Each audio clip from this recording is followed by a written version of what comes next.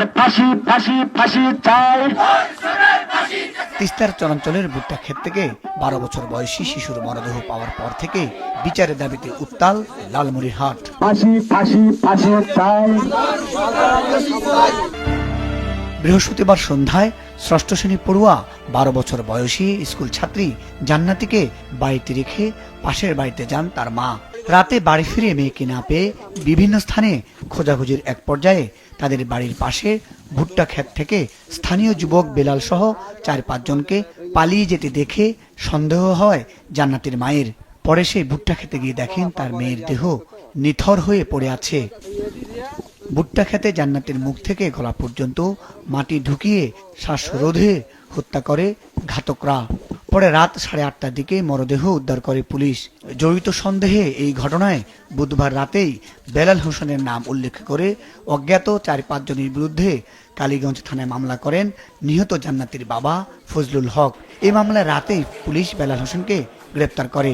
মাথাটাকে উল্টা পাশে দিয়ে মানে মাথাটা মুচকে দিয়েছে, তারপর সম্ভবত কাদায় মাথাটা মানে মুখ নাকের পাশে চেপে ধরেছিল, যার কারণে শ্বাসকষ্ট, তারপর মুখের মধ্যে বালু কাদা তারপর ঘাস এগুলো দিয়ে মনে করেন শ্বাসকষ্ট মারা গেছে, গলা টিপে হত্যা করেছে। ধর্ষণের পরই ওই শিশুকে হত্যা করা হয়েছে বলে দাবি স্থানীয়দের।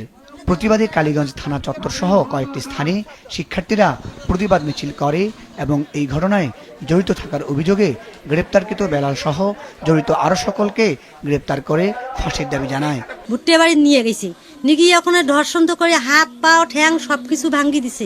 যে ছেলে ধর্ষণ করছে আবার যারা জড়িত আছে সবাইকে ধরিয়ে ফাঁসি, একবারে ফাঁসি ছাড়া কোনো কথাই নেই। এই ঘটনার সাথে জড়িত থাকার অভিযোগে গ্রেপ্তারকৃত বেলালের বাড়িতে ভাঙচুর ও আগুন দেয় উত্তেজিত জনতা। যদি ওর সঠিকভাবে বিচার না পায় তাহলে আমরা এই মিছিল চলমান রাখবো। আমি ওই যে ইয়ে করছে তার ফাঁসিই চাই, আমার কোনো আর নাই দাবি, ওর ফাঁসিই চাই আমি। প্রাথমিকভাবে পুলিশ ধারণা করছে এটি ধর্ষণ নাও হতে পারে। গ্রেপ্তারকৃত বেলালের ভাইয়ের সাথে জান্নাতের ভাইয়ের দ্বন্দ্বের জেরে জান্নাতীকে হত্যা করতে পারে ঘাতকরা। ভুট্টা খেতে মৃতদেহটি পাওয়া গিয়েছে, শিশুটিকে ধর্ষণ করা হয়েছে কিনা সেই সংক্রান্তেও ডাক্তারি প্রতিবেদনে মতামত চাওয়া হয়। গ্রেপ্তারকৃত যুবক বেলাল হোসেন কালীগঞ্জ উপজেলার মদাতি ইউনিয়নের আবু তালেবের ছেলে। হত্যার শিকার ষষ্ঠ শ্রেণী পড়ুয়া জান্নাতি আক্তার একই থানার ভুটমারি ইউনিয়নের ফজলু মিয়ার মেয়ে। মুজাহিদ সাকিব, মাছরাঙ্গা নিউজ ডেস্ক।